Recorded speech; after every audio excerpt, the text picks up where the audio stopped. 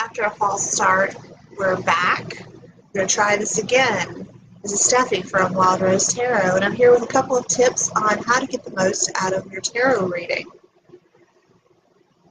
I see a lot of people who go into readings thinking, this is a load of crap, or I already know what I'm going to hear. You're going to tell me about this tall, dark, and handsome stranger. And yeah, I'm not going to lie to you. There are people who read that way, who will tell you what you want to hear. Those are not ethical readers.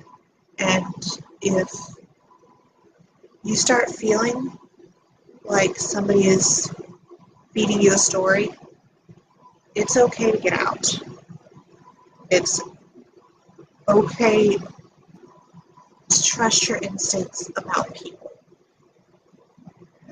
But there are a few things that you can do that will make your reading the best it can be and the most accurate it can be. First, you need to understand a little bit about what tarot is and what it's for.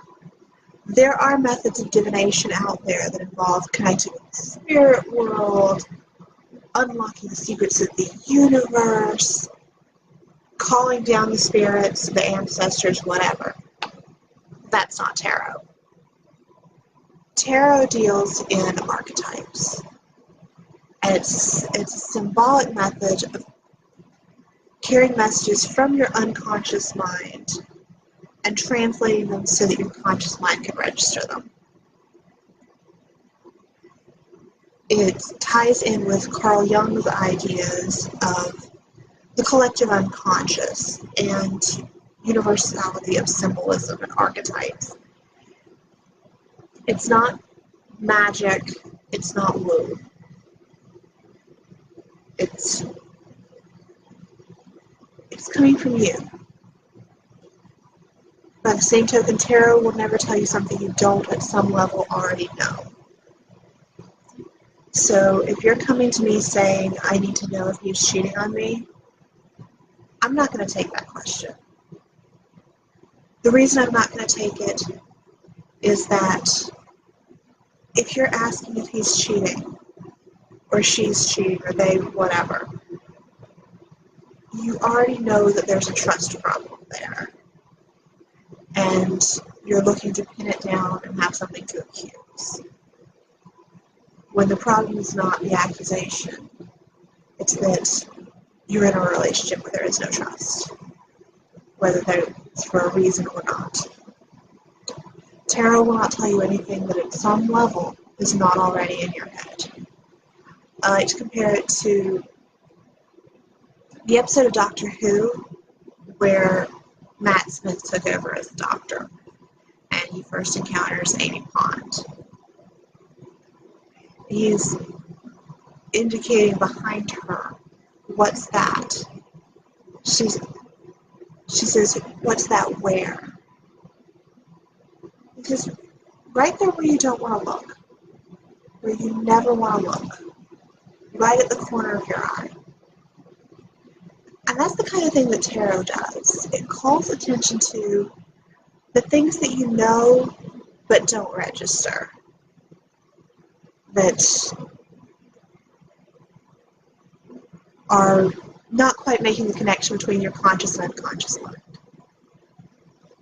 So if you go into a reading assuming that you're just going to hear a lot of crap, you're going to be closed off. So I would encourage you to go into your reading with an open mind and know that what you're hearing is not just pulled out of thin air. It's coming from you. I'm just feeding it back to you. Second, I would ask you to trust a reader's intuition. If you're going to an experienced reader, for example, I've been reading tarot since 2006, so that's 12 years. I was reading playing cards before that. So cartomancy, which is the art of divination through cards, is something that's been a part of who I am for over half my life. And I know what I'm doing, okay? So many of us, me included, read more intuitively than inductively. What that means is that there are set book meanings for each of the cards, but a reader's intuition will always outweigh that. For example, the Star card. This is the version from the Universal Waite Tarot, which is a recoloring of the classic Rider-Waite Smith. With that, the traditional meaning is of a renewal, of being blessed by the universe after having been knocked down. It's number 17 in the tarot, which in numerology reduces to a number 8. And 8 is strength.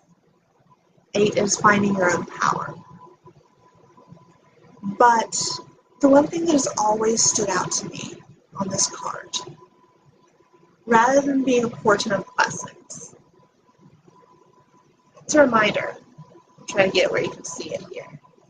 See how she's got the two pitchers that she's pouring out, one into the water and one on land? That to me is a reminder to hold back something for yourself. Especially women and femmes. We're taught to pour out our entire selves, give everything we've got to other people. And that's a toxic message. The message that I always see in the Star is that you can't pour from an empty vase. You have to save something back for yourself. So that may not be the traditional meaning of it, but more often than not, when I see the Star, that's what's going on.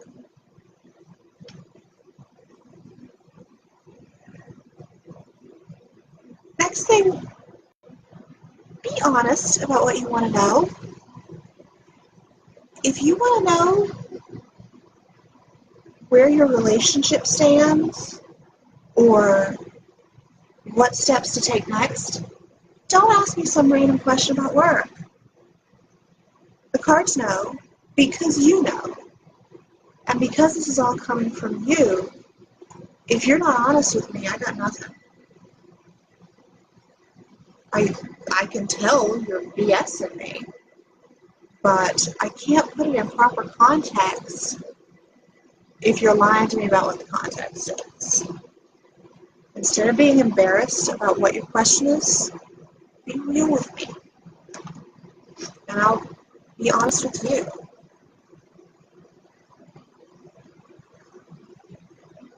And that brings me to the next point. Not every reading is going to make sense right in the moment. Because more often than not, our unconscious minds pick up on things before we're conscious of them. So sit with it for a few days if it doesn't make sense right away. Because generally speaking, your unconscious mind knows. Last thing,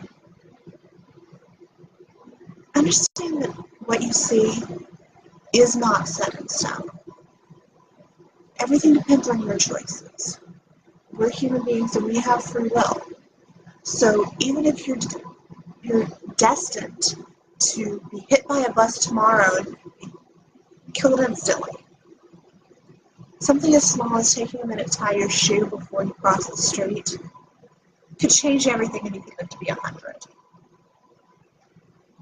Your choices determine where your life goes. So if you keep those few tips in mind, you're going to have a great time with your reading, and you're going to get some insight that you might not have otherwise had. I look forward to talking to you.